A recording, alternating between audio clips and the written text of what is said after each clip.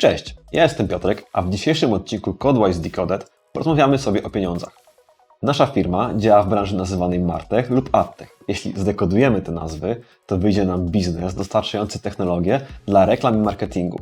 Jak duży jest to rynek, ile jest w nim pieniędzy i z kim trzeba konkurować? Przekonajmy się. Szacuje się, że w 2021 roku cały świat wydał na reklamy ponad 780 miliardów dolarów. Mówimy tutaj o wszystkich reklamach w telewizji, radiu, prasie i internecie. To 20% więcej niż PKB Polski za ten rok. W tej branży kwoty mogą być zawrotne.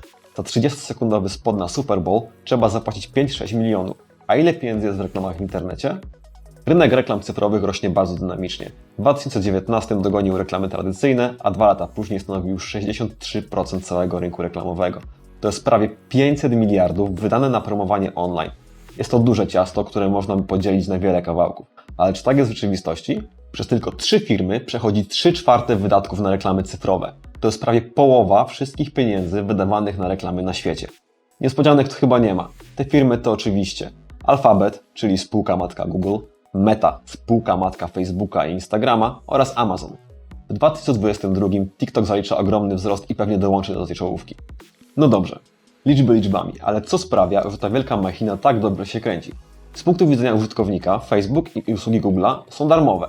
Haczyk polega jednak na tym, że dla tych korporacji użytkownik tak naprawdę nie jest klientem, jest towarem. Towarem w postaci publiczności, za którą płacą firmy chcące sprzedać swoje produkty bądź usługi.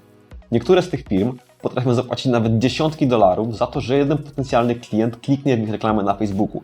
Przeważnie jest to koszt od kilkudziesięciu centów do kilku dolarów. Ale im większa szansa na to, że reklama spowoduje zakup, tym jest ona droższa. A skąd wiadomo, że dana reklama daje większą szansę na kliknięcie i w efekcie zakup? To kwestia dopasowania jej do odbiorcy. Google i Facebook wiedzą o swoich użytkownikach wszystko i na podstawie statystyk czy przy pomocy AI potrafią dobrać treść tak, aby zarówno oni, jak i ich klienci zarobili jak najwięcej.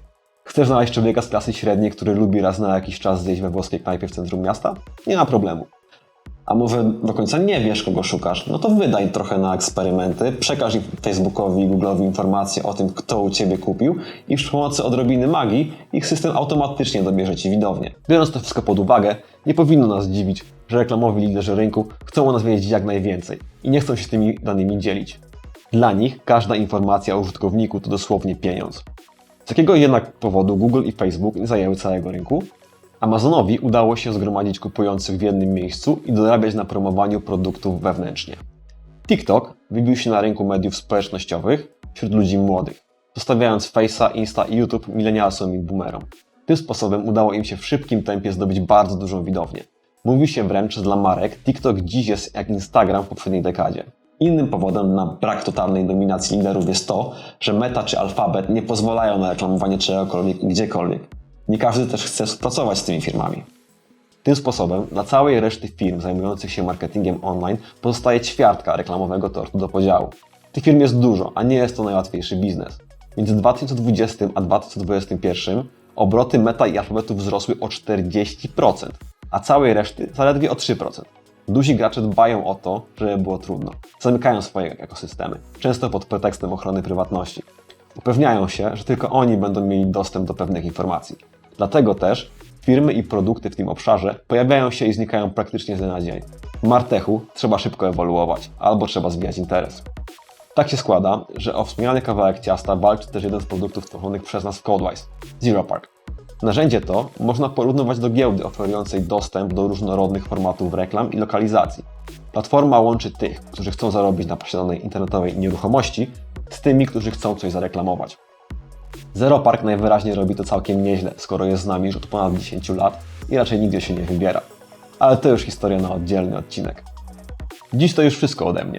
Mam nadzieję, że teraz wiesz nieco więcej o internetowej machinie reklamowej i zrozumiesz, że w tej branży tak naprawdę nic nie jest za darmo. Jeżeli interesuje Cię temat marketingu online albo chcesz dowiedzieć się więcej o tym, jak działają nasze produkty, to zostaw łapkę w górę i daj nam znać w komentarzu. Do zobaczenia!